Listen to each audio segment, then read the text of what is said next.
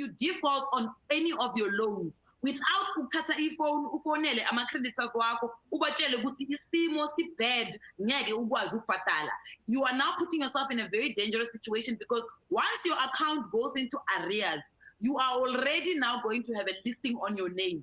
Now you're going to come out of this situation.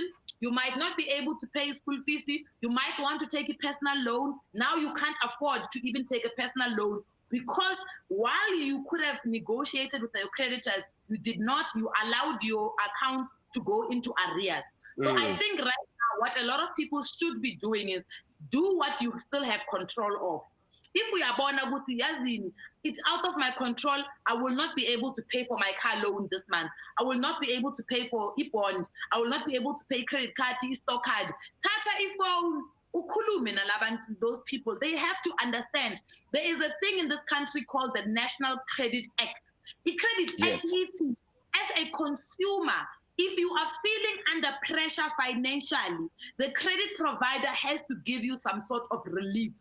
And it's very weird, it's very funny for me, because I'm a bank like South Africa. But put me with this payment holiday story as if it's something new. The payment holiday is nothing new. It has always been there. How important is it right now during this time, Ben? Yo, SK, I can't imagine, not working with a budget, because budgeting basically is being able to tell imali yakho ukuthi kwamele iyephi. You can't work other way around. Ngeke ukwazi ukuthi uspende imali and then uhlale phansi uzibuze ukuthi imali yami kahle kahle ngispende on what. So when you budget, basically you're putting together a plan yokuthi, because I only have 10,000 rand, lo 10,000 kwamele angikhabe for 1, 2, 3, 4, 5, 6 things. How do I make sure 10,000 yam can really go to a lot more things for me to be able to do in the month? And the only way you're going to do that is if you plan. In advertising, there's a thing called is like winking.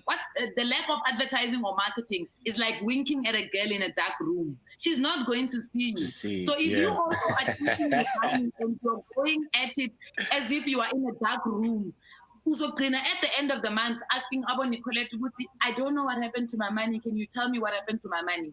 So budgeting is very, very important, especially now when we don't know what is going to happen in the next month. Otherwise, if you're going to get your full salary, you don't know when the country is actually going to go to level 3 and level 2 or level 1, where all of us are going to be able to work. Drive-through testing situation that we have going on now. Please describe that for us and tell us about it a bit. Okay, some people have set up drive-through testing stations, which are really, really safe and really, really cool, because you never have to leave your car, right? Yeah, okay. So you get to a drive, but first you must consult with your doctor. So your doctor must refer you to a testing station. So before you get to the testing station, before you can even get in, you need to show your doctor's reference to show that actually your doctor has screened you and asked you all the necessary questions, and only that then admits you into the testing station.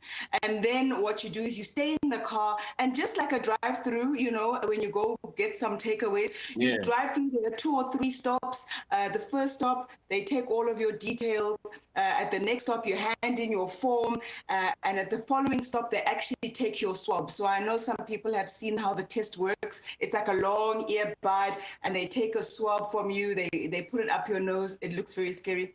And then once they've taken that sample, they put it with your form and they send it off, and then you're gone. The entire process takes about 5-10 minutes. So at least the people who are taking the tests are safe, and you also, if you happen to be positive, you haven't actually infected anyone else because you stayed in your car and in your vehicle. To the emergency, the frontline workers, so abantu abahlele emakhaya ngicela ubagqugquzele njengamanje, just some words of encouragement, please, from you.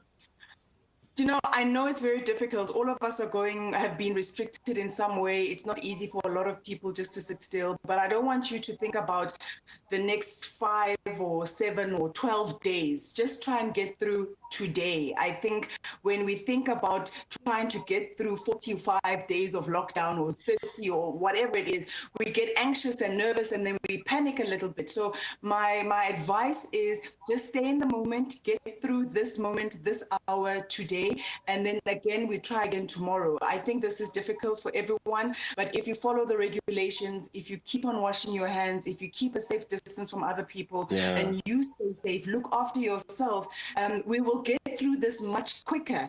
It's only when we stop thinking of the rules and we think, it can't happen to me. It can happen to you.